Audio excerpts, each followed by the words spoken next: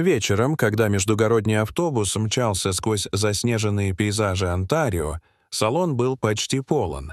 Усталые пассажиры возвращались домой после долгого дня. Внутри царила привычная тишина. Кто-то уткнулся в телефон, кто-то клевал носом от усталости, кто-то читал книгу «Подмерное покачивание транспорта».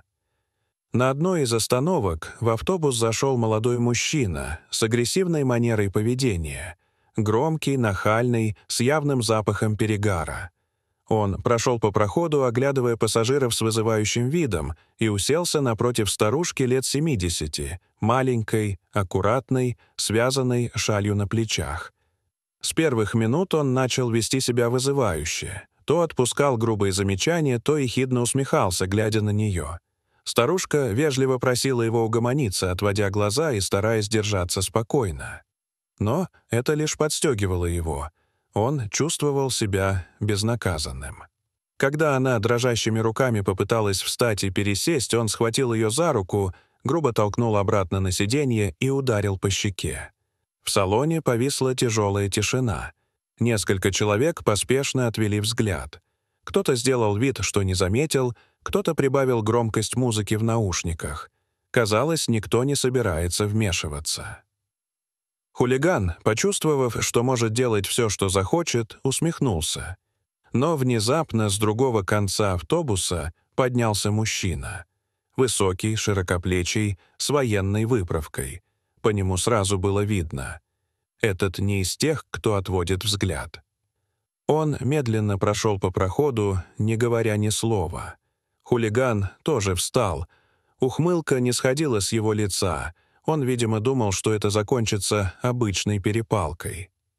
«Ты выбрал не ту цель», — сказал незнакомец спокойно, но в голосе его прозвучала такая холодная сталь, что воздух в салоне словно сгустился.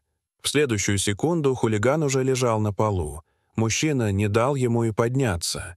Схватил за воротник, поднял и, не обращая внимания на вопли и ругань, поволок по проходу к двери. Нажал кнопку экстренной остановки.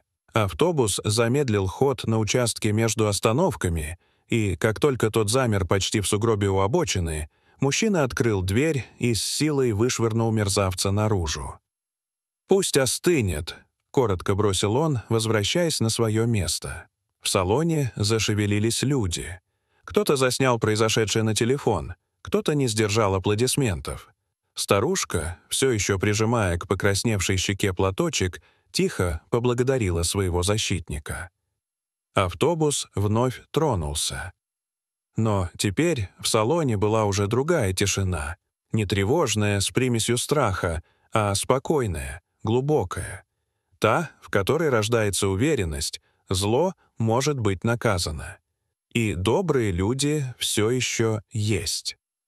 Дорогие зрители, что вы думаете об этой истории? Расскажите, пожалуйста, в комментариях. А если вам понравилось это видео, то ставьте лайк и подписывайтесь на наш канал. До свидания.